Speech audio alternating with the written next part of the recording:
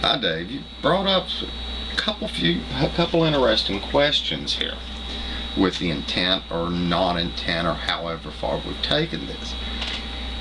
Are we just kind of opening up like a Pandora's box and it just keeps getting bigger and bigger and bigger because there's something that that when this comes up, and there's the freedomofspeech.org. I think the article is still on it, and it's being pushed further and further with the Patriot Act. It's the conspiracy law. Now, when you look into the conspiracy law, they've used it in the past largely with adult business and stuff like that, and if I can find it, I've got a very interesting article in the AVN that talks about it. But let's take this step further, and not intent, because on Dateline, and I think it's interesting TV. I watch it I watch To Catch a Predator every chance I get. But here's, if you show up naked with a gallon of lube and a case of condoms and a cat, you've not got a lot of ground to go on saying no, there was nothing intentionally going on here. But where I want to take this is a step further. And that's what I kind of feel you're starting to get into, is when you get into conspiracy law, which is being enacted more and more with the Patriot Act. Okay, now here's an example. Let's say I'm waiting on a video card for my computer. I've done signed up with WoW, and I want to play World of Warcraft, but I need this new video card to do it because of the graphics. Well, I bought the video card, and they're like, we're sending it to you. According to us, it should be at your doorstep tomorrow.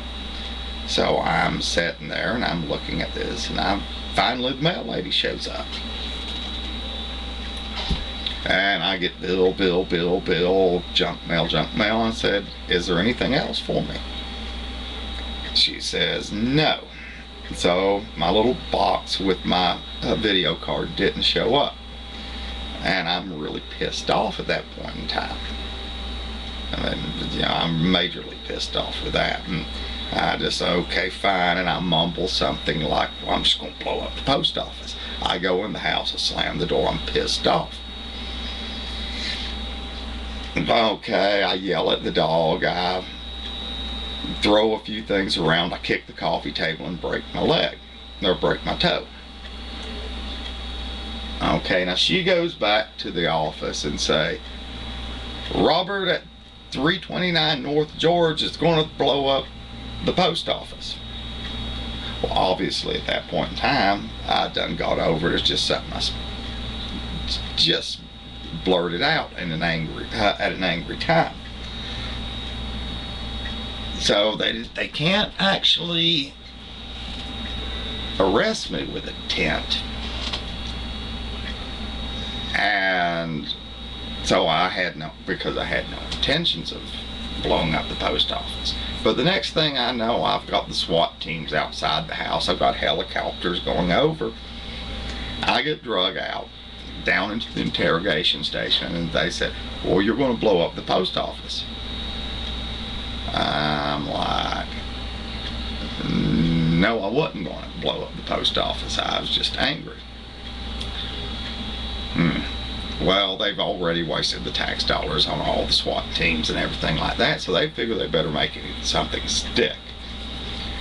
So what happens is they charge me with conspiracy to blow up the post office. It carries the same weight in many cases, and this is also in the AVN, and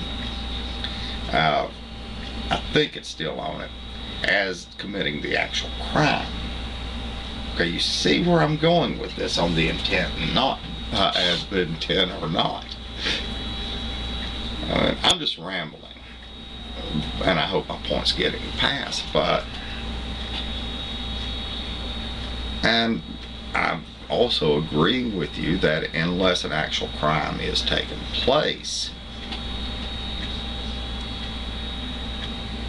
I mean, is it really a crime? No, it's not. But on all of these, well, going into this, going a little step further, they can't prove technically when you get into the drug, we call them up here red shirts, but the Drug Enforcement Agency. If I sell you a bottle of or if I sell you a bag of baby aspirin, and it's not baby aspirin, and it's not, and saying, well, okay, here's some ecstasy, and it's actually baby aspirin, did I commit a crime other than just selling you a bag of baby aspirin? Technically, when that goes to court, I think it will kind of be thrown out because no actual drug changing happened other than a legal over-the-counter thing.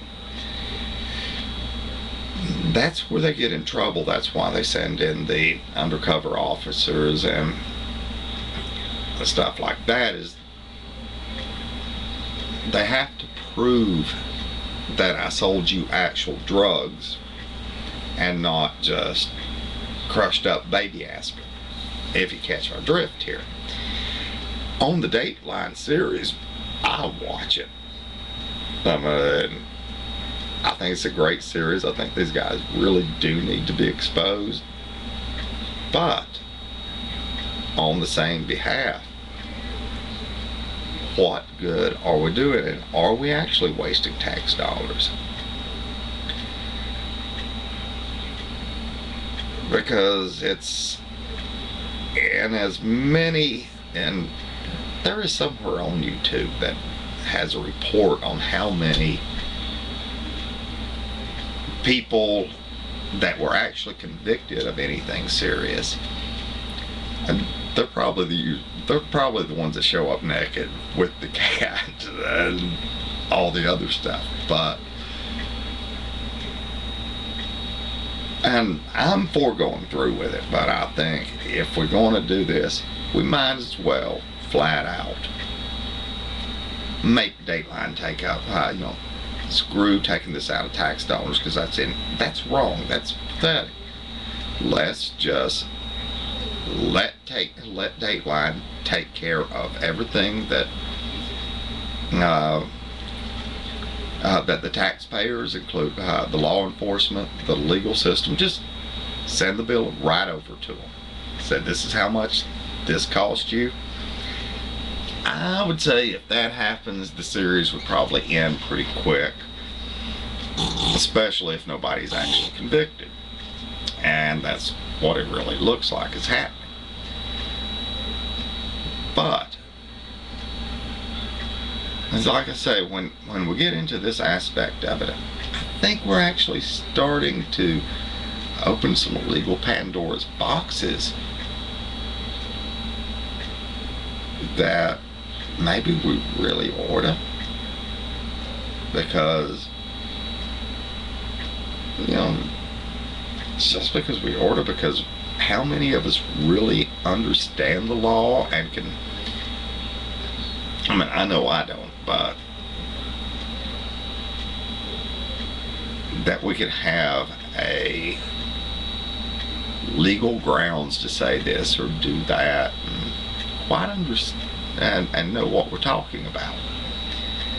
Now, I think I've probably rambled enough and probably confused the hell out of everyone and this whole argument, but that's my point. That's what I'm thinking about, is how far are we going to take this and until it's just fruitless. thank you. I think that's all I got to say on that. And